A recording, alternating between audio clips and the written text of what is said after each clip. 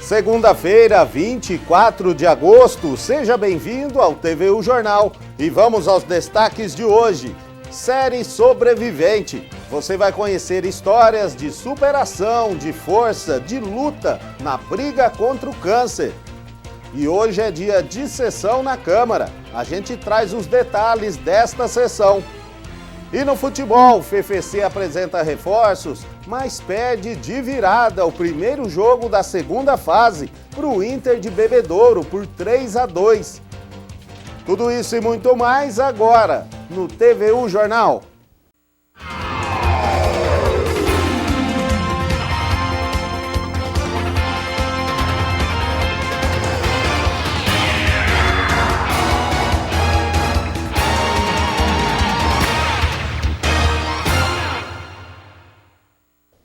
Olá, boa tarde.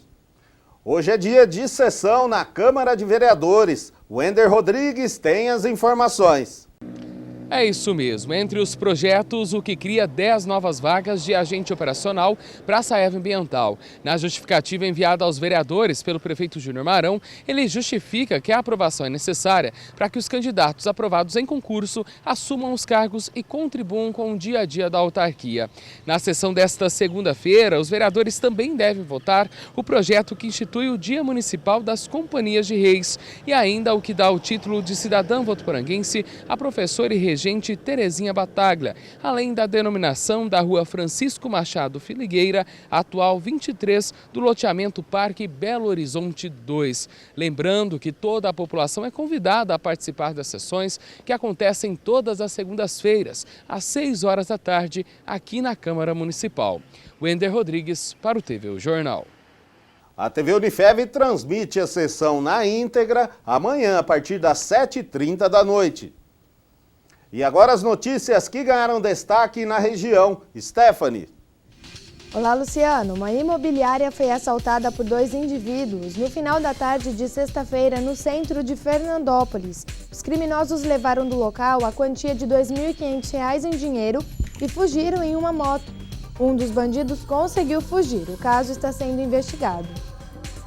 Um homem foi preso pela Polícia Militar de Fernandópolis na tarde de ontem, em Pedranópolis. Ele teria ameaçado e discutido com familiares em um sítio. Em posse do sujeito, os policiais encontraram um revólver calibre 32 com 6 munições e uma faca. Ele foi apresentado ao plantão policial e encaminhado à cadeia pública de Guarani do Oeste. Na noite do último sábado, bandidos tentaram arrombar o caixa eletrônico de um banco em Auriflama. Segundo informações da Polícia Militar, a ação só não foi concluída porque eles abriram a parte errada do caixa. Os bandidos conseguiram fugir e a polícia investiga o caso. Um caminhão-baú carregado de carnes tombou em uma vicinal em Santa Fé do Sul. No acidente, o motorista e um ajudante se feriram levemente e foram socorridos pela unidade de resgate do Corpo de Bombeiros. A polícia científica vai apurar as causas do acidente. Esses são os destaques de hoje. Boa tarde.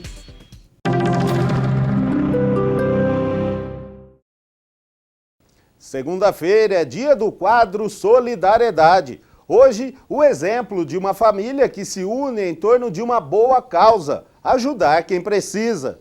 São caixas e mais caixas de mantimentos para ajudar cerca de 350 famílias. Há 12 anos, Dona Eva e seu Antônio criaram o projeto Solidariedade Sem Fronteiras. Desde então, eles viajam até o município Nossa Senhora da Glória, em Minas Gerais, a 750 quilômetros de Votuporanga. Importante a gente ajudar as pessoas que estão em situação mais difícil. Não só naquele lugar que eu fui nascido, como mais 11 comunidades vizinhas que passam pela mesma situação, que são todas pessoas carentes.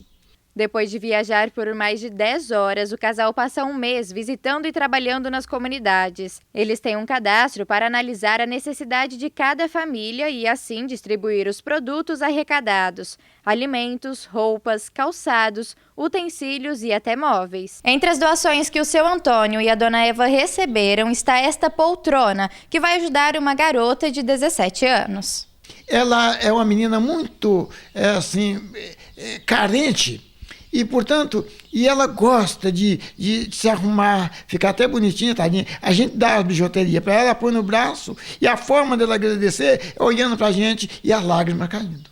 Ganhamos o sofá de um doador, e esse doador, quando nós for para lá, vamos trazer a foto da menina sentada na cadeira, no sofazinho, para ele. Então, eu solicito aos colaboradores, o pessoal de Votuporanga, que se interessar pelo meu trabalho, tiver em condições de ajudar, porque eu sei que tem muitas instituições solicitando ajuda de todos. Às vezes as pessoas falam para mim que já estão saturadas, que é muita gente que está pedindo. Eu reconheço. Mas só que o trabalho da Dona Eva é uma vez só por ano. Todo ano eles atingem o objetivo e conseguem encher uma carreta. Cada vez que voltam de Minas, sentem que o dever foi cumprido. Cada coisa que eu pego numa caixa aqui, para poder colocar numa caixa de doação, eu olho aquilo com a maior alegria. Eu me sinto a pessoa mais feliz de Votuporanga. Não só de Votuporanga, mas eu acho que do mundo todo. Porque eu só não sou mais feliz porque minha felicidade vai estar mais completa o dia que eu tiver condições de levar brinquedos novos para aquelas crianças, para todas as crianças, e chinelinho para pôr no pé de todas, novos, chinelinho novos. Não estou falando sapato, sandália, é chinelinho de dedo mesmo, porque a maioria daquelas crianças vivem descalça.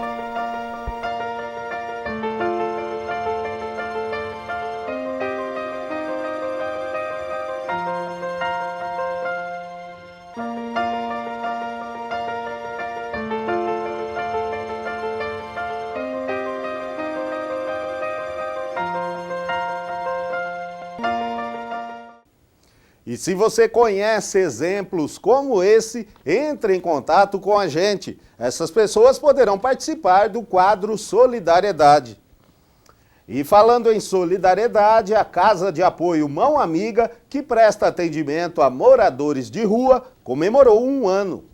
A entidade Mão Amiga de Votuporanga se dedica a acolher moradores de rua e pessoas que estão muitas vezes derrotadas pelos vícios da droga e do álcool.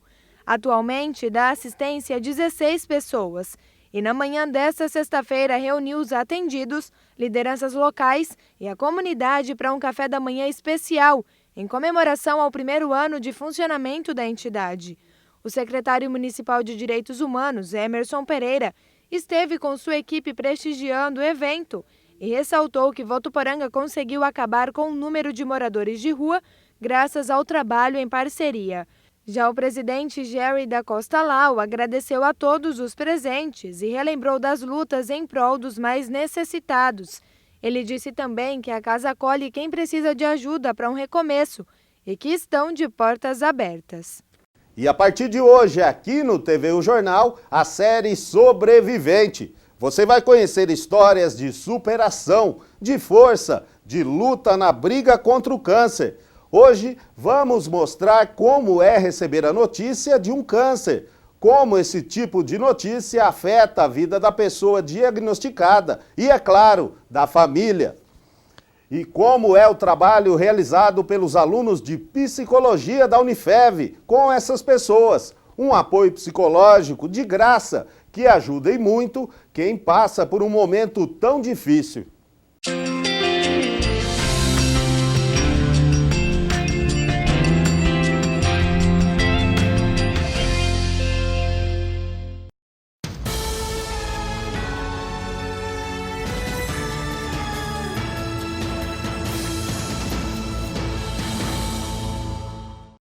Foi na minha perna, eu tratava de trombose, fui para o centro cirúrgico colocar um stent e não tinha aneurisma nada. Era um tumor maligno, no centro cirúrgico subiu para fígado e pulmão e eles queriam amputar minha perna. Que não é fácil. Eu acho que eu sofri mais com a minha perna, a perca da perna, do que com a doença. Desde fevereiro de 2013, eu comecei a fazer exames, né? Porque através de uma coceira, eu observei que estava com um nódulo já bem grande. Mas como eu fazia exames todos os anos, eu não me preocupei muito.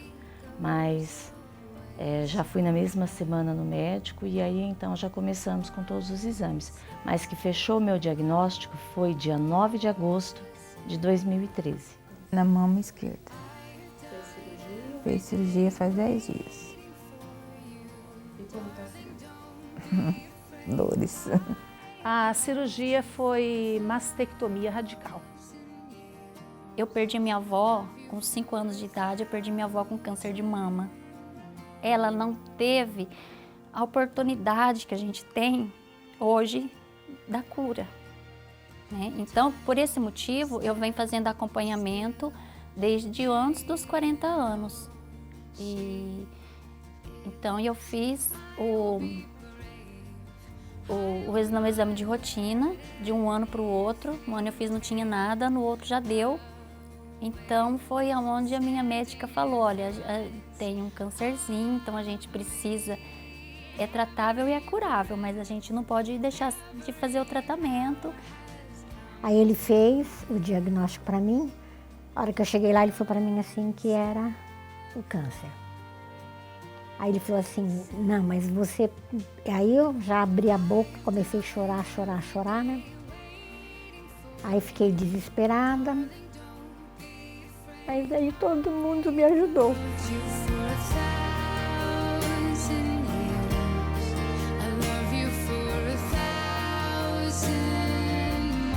Quando eu recebi o diagnóstico, eu perdi o chão, perdi até o carro. Saí do ICA, que eu não conseguia lembrar nem onde tinha ficado o carro, mas de tão desesperada que eu fiquei. Fiquei com bastante medo, fiquei chocada, na verdade, né? E no dia 9 de agosto, esse diagnóstico.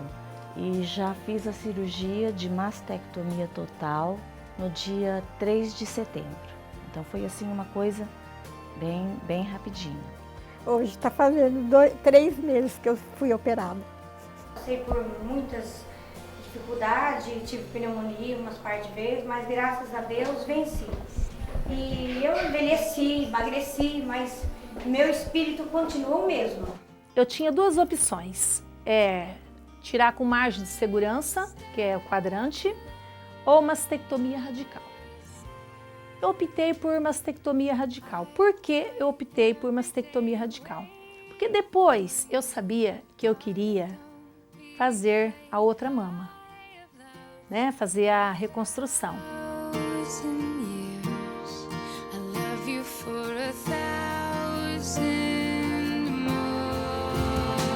A vida, assim, não é fácil quem faz esse tratamento, mas com a ajuda da família, dos amigos, a gente consegue driblar e a gente consegue sempre viver feliz com a ajuda de todo mundo. Eu era mais feliz, eu conversava, sabe, eu ria. Agora parece que eu estou desmoronada.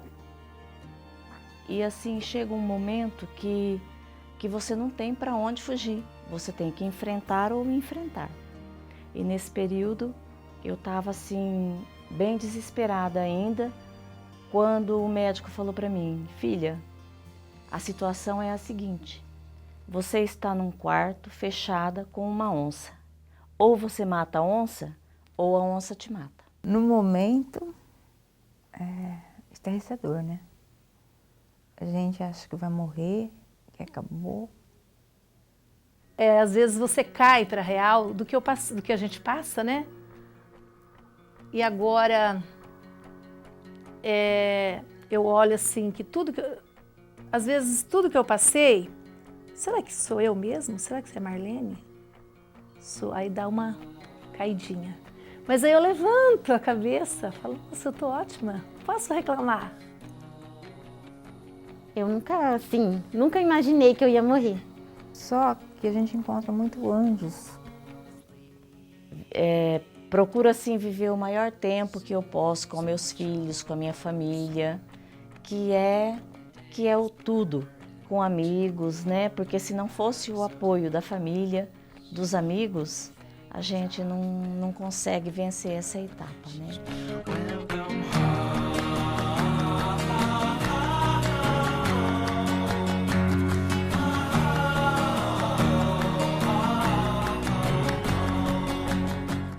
E amanhã vamos falar sobre a relação e o apoio da família no tratamento do câncer de mama. E no próximo bloco tem futebol. O FFC perdeu de virada o primeiro jogo da segunda fase da Série B para o Inter de Bebedouro por 3-2. Josiano Garofolo comenta. Não saia daí, a gente volta já.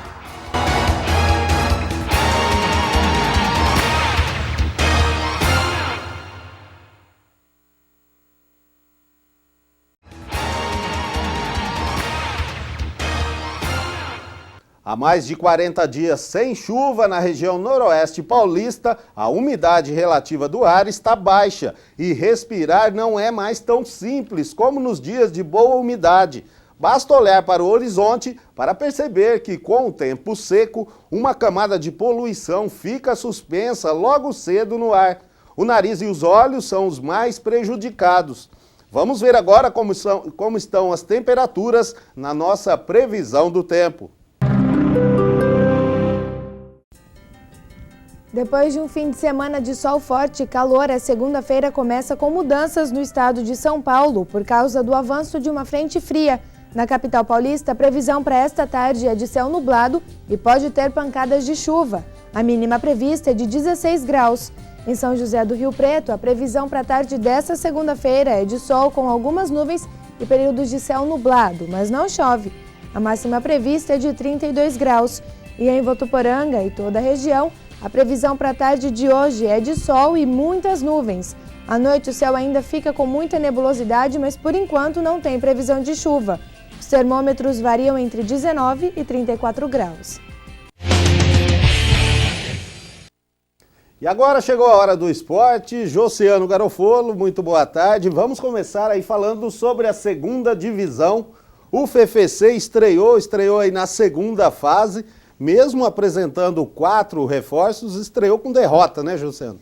Olá, Luciano. Olá, todo mundo que acompanha o TV Jornal Primeira Edição. Exatamente, o Fernandópolis Futebol Clube, como é conhecido, o FFC, a Águia, né, o time da torcida Sangue Azul, apresentou na última sexta-feira 4 novos jogadores para as próximas partidas. O clube disputa a segunda divisão, como você falou, que na verdade é a 4ª divisão, né? Que entrou na segunda fase nesse final de semana. E o FFC busca, com esses novos jogadores, esses reforços, conseguir o acesso à Série A3 do futebol paulista. Carlinhos, Billy, Vinícius Pequeno e Gabriel Inocêncio são os mais novos jogadores do Fernandópolis Futebol Clube. Eles foram contratados para reforçar o time na segunda fase do campeonato da segunda divisão. O objetivo, claro, o acesso para a Série A3. A gente vem analisando ao longo do campeonato, né, observando alguns jogadores, e o Betão, como é um treinador experiente, já tinha alguns nomes, né? Então a gente buscou o que tinha de melhor e nas condições financeiras do clube. Mas são todos jogadores aí que podem nos ajudar a buscar o acesso.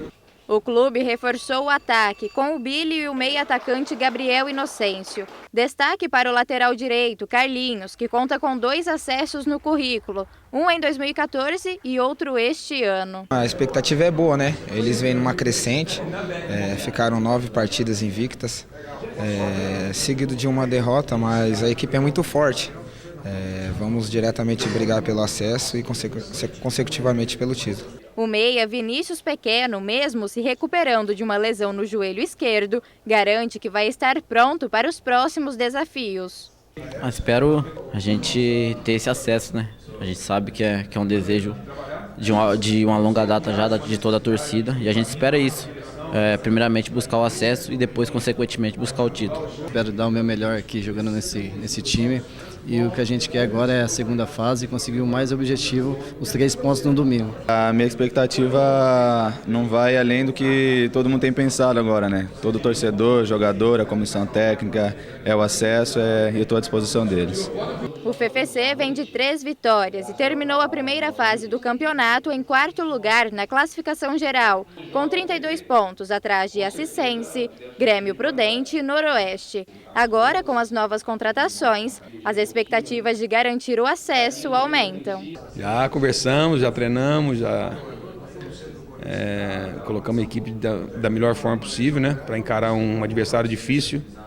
Uma estreia de segunda fase é sempre muito complicado, jogando fora, com uma equipe que vem numa invencibilidade longa de 12 jogos, onde também o estádio lota bastante, né? Então nós vamos ter bastante dificuldade, não tenho dúvida disso, mas o grupo está ciente que se nós conseguirmos um bom resultado lá, a chance da gente dar uma arrancada seria muito grande. Mudanças feitas, esquema tático montado. Agora é sonhar com o acesso. A chegada desses atletas são jogadores que têm uma rodagem boa no futebol, jogadores que vieram agregar para a boa equipe que tivemos, né? E a chance nossa cresce desde que a gente consiga ainda manter o ritmo que tivemos na primeira fase. Não é uma promessa, né? A única promessa que a gente pode fazer é de uma equipe extremamente comprometida, extremamente dedicada, né? Lutar de todas as formas para conseguir dar esse tão sonhado acesso que a torcida da Águia quer tanto.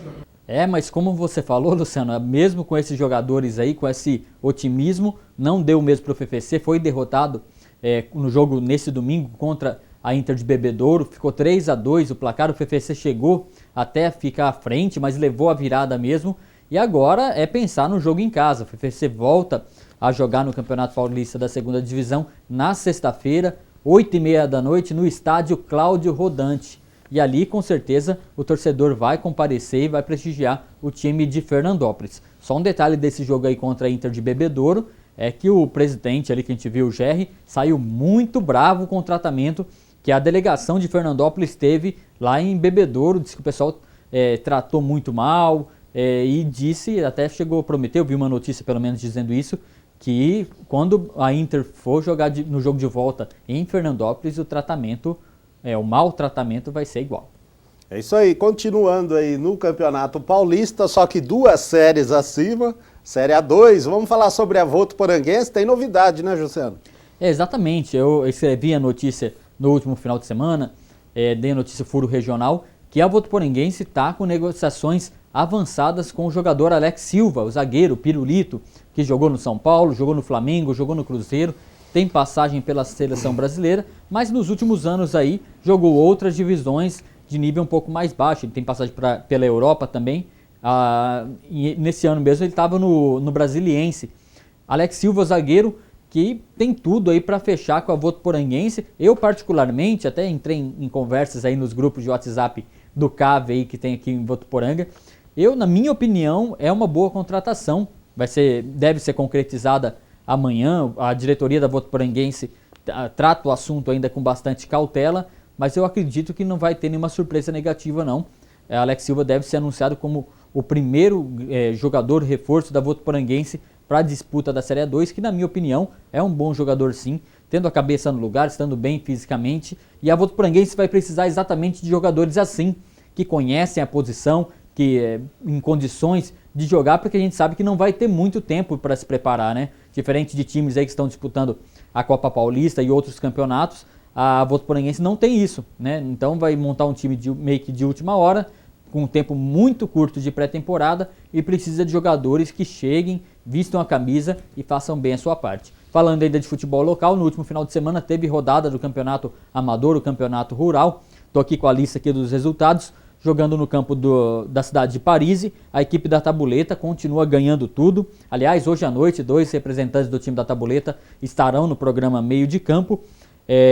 Na equipe nos aspirantes, a equipe da Tabuleta venceu o Baluarte por 2-1 e nos titulares goleou por 3-0. No campo da Fazenda Léo Comor, nos aspirantes, a equipe da Estação Cosmorama fez 3-1 no time do Unidos do Pozo Bom. Nos titulares, empate em 2-2. E para fechar aqui no campo do Barreiro, nos aspirantes, a equipe paulistinha AOM Esportes venceu Camarões por 1-0. E nos titulares não teve jogo, Paulistinha não conseguiu ir para o jogo com com o time completo. Parece que teve um incidente aí numa fazenda onde eles estavam perto lá e ajudaram a apagar um fogo no incêndio lá e acabou, enfim, teve um contratempo, acabou não dando certo não. É isso aí, Josiano. Agora vamos falar sobre o Campeonato Brasileiro. O líder Corinthians tá feliz, continua né? disparado na frente, o São Paulo continua perdendo, o Santos ganhou e o Palmeiras, Josiano, tem o Palmeirinho. O Palmeiras perdeu também, ele tá feliz. Todo corintiano que eu encontrei hoje tá muito feliz e com razão, né? O Corinthians tá ali segurando firme a liderança do Campeonato Brasileiro, 43 pontos, aliás 10 pontos já de vantagem para o quarto colocado. Então eu acho que o Corinthians deu uma embalada boa e se recuperou, né, da derrota da Copa do Brasil, que o pessoal tinha ficado um pouco chateado, e foi uma grande vitória. Vitória, aliás, que marcou ali uma volta por cima do atacante Wagner Love. O Corinthians fez 3-0 no Cruzeiro e tá aí, tá mantendo essa liderança. Justamente quem poderia ter ajudado um pouco mais o Corinthians era o Palmeiras, né? O Palmeiras jogou contra o Atlético Mineiro fora de casa, o Atlético jogou em casa, mas não deu para o Palmeiras não. Apesar de ter feito 1-0, levou a virada. Aliás, eu acho que o gol da virada ali foi um pênalti ali um pouquinho confuso, duvidoso, mas enfim, mais uma derrota. O Palmeiras fica com uma sensação de time instável no campeonato, assim como o São Paulo. O São Paulo jogou com o Flamengo.